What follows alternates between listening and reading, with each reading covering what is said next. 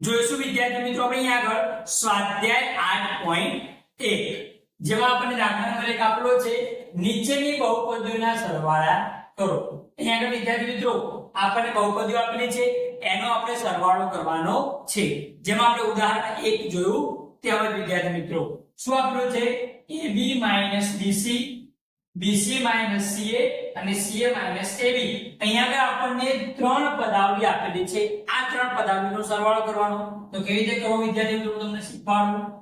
શું કરીશું આપણે ત્રણેય પદાવલીની પહેલા કૌંસમાં લખી દઈશું AB BC સરવાળો કરવાનો એટલે આપણે પ્લસનું નિશાન મૂકીશું BC CA plus CA AB। આ રીતે આપણે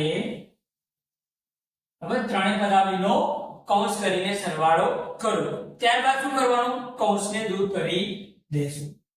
તો AB BC પહેલી પદાવલી આપણે આ પદાવલીમાંથી કૌંસ દૂર કરીશું તો BC ને કઈ નિશાની મળશે પ્લસ BC।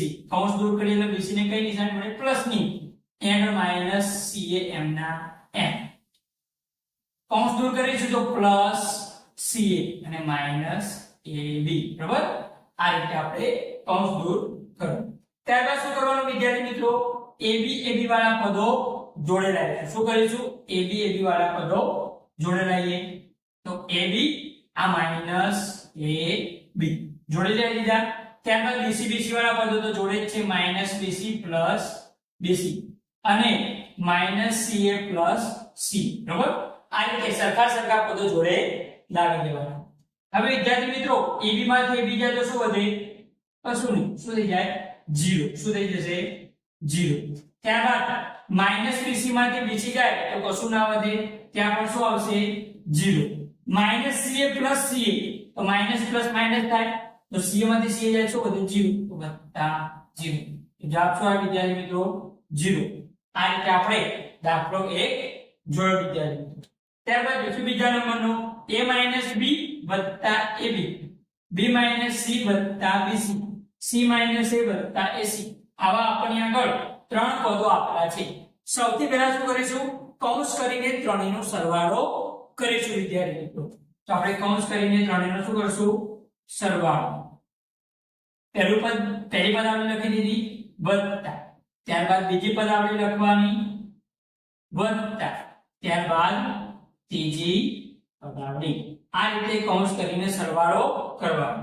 ત્યારબાદ વિદ્યાર્થી મિત્રો હવે શું કરીશું કૌંસ દૂર કરી દઈએ તો કૌંસ દૂર કરી દઈશું તો પહેલી પદાવલી m ના m। અહીંયા પ્લસ ની નિશાની છે માટે આની અંદરના કોઈ પણ પદોના જે આગળ નિશાન આપે એ ચેન્જ થશે નહીં, પરંતુ જો માઈનસ આપ્યો તો નિશાની ચેન્જ થાય, બાદબાકી આપ્યું તો થઈ જાય। અહીંયા આગળ b ને કઈ નિશાની લાગશે plus minus c plus bc plus c minus a plus ac। ત્યારબાદ શું કરીશું વિદ્યાર્થી મિત્રો આપણે a વાળા પદો જોડે લઈશું। a અહીંયા આગળ શું છે માઈનસ a માઈનસ a। ત્યારબાદ b વાળા પદો તો માઈનસ b છે તો ના પ્લસ b। ત્યારબાદ c વાળા તો માઈનસ c અને અહીં પ્લસ c। હવે શું કરીશું ab વાળા પદો જોડે ab તો એક જ છે તો આપણે લખીશું પ્લસ ab। ત્યારબાદ bc તો એ પણ એક જ છે તો વત્તા bc અને વત્તા ac બરાબર।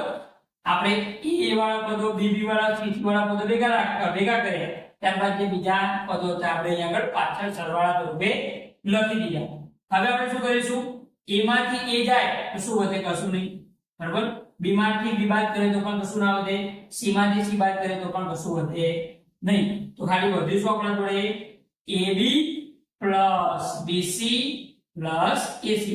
આ બધાની બાદબાકી કરીએ તો 0 વધે અને બાકીનું શું વધ્યું આ ab વત્તા bc વત્તા ac। તો આ રીતે આપણો જવાબ આવ્યો વિદ્યાર્થી મિત્રો।